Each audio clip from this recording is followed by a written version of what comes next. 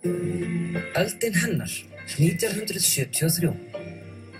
Fyrsta bylgja kvenréttindabaráttunnar sneri að mestu leyti að borgaralegum réttindum, en ný bylgja og ekki síður merkileg hófst í upphafi 8. áratugarins og fjallaði hún réttindi kvenna til að stjórna eigin líkama. Fyrstu fóstureyðingarlögin á Íslandi voru sett 1935 og þau voru mjög þröng og það þurfti að uppfylla læknisfræðileg skilyrði til þess að fá fóstureyðingu fyrir þann tíma. Og það sem konur í kringum 1970 upplifðu var að þó þær hefðu réttinn til menntunar og til atvinnu, að þá gátu barneignir haft mjög mikil áhrif á þeirra líf og þeirra framtíðar möguleika og þeirra menntunar möguleika og lífsafkomu. Og það sem kom í ljós í aðdraganda þessara nýju laga, þegar farið var að skoða hvaða konur hefðu farið í fóstureyðingu og hvaða konum hefði verið synjað fóstureyðingu, að það voru mörg dæmi þess að konum hefði verið synjað sem bjuggu við mjög slæmar aðstæður. Og það var eitt af því sem rauðsokkahreyfingin lagði svo mikla áherslu á, var að konur hefðu sjálfar ákvörðunarvald af því að þær gátu best metið sínar eigin aðstæður. Að þurfi ekki að sannfæra einhvern annan að aðstæðurnar væri þar slæmar að þær hefðu rétt að fara í fóstureyðingu. Fæðingarorlof var ekki eins og við þekkjum það í dag, það var bara mýflugumynd fyrir örfáar konur og dagvistunarúrræði voru mjög fá og þess vegna skipti gríðarlega miklu máli að þær gætu ráðið því hvort og þá hvenær þær eignuðust börn og hversu mörg. Það var lagt fram frumvarp 1973 sem kvað á að fóstureyðingar skyldu vera frjálsar. En það frumvarp var aldrei samþykkt og var aldrei gert að lögum og það mætti mjög mikilli andstöðu í samfélaginu.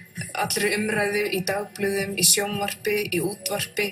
Velvakandi í Morgunblaðinu logaði. Þar voru svona fyrst og fremst kannski húsmæður sem voru andsnúnar frjálsum fóstureyðingum og blönduðu svolítið umræðinu fóstureyðingarnar saman við umræðu og orðræðuna gegn rauðsokkahreyfingunni. Prestar tjáðu sig nokkuð í blöðunum og þeirra rök voru almennt þau að líf hæfist við getnað og þess vegna skyldu fóstureyðingar ekki vera frjálsar og sumir læknar notuðu lífsrökin til þess að rökstyðja af hverju læknar ættu að taka ákvörðun að konur fengi fóstureyðingu.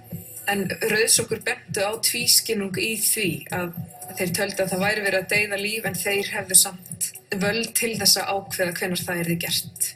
Árið 1975 var samþykkt frumvarp fóstureyðingar sem síðar varð að þeim lögum sem við þekkjum í dag. Nokkrum árum áður hafði getnaðarvarnarpillan verið sett á almennan markað.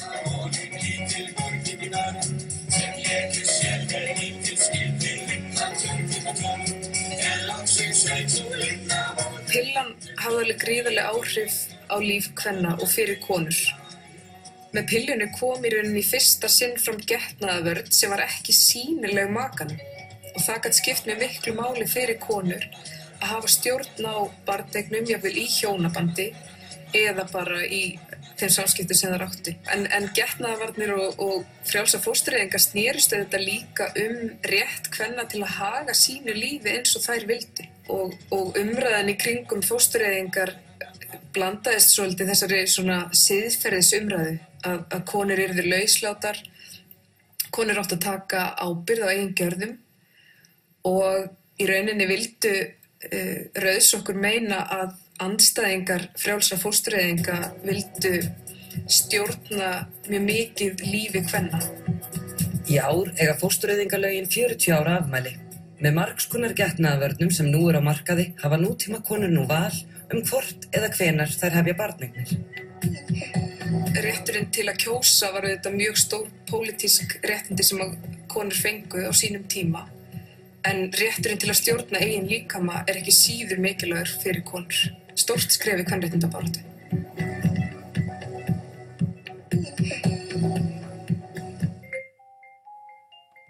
Eftir stutta stund Poldark, bresk þáttaröð þar sem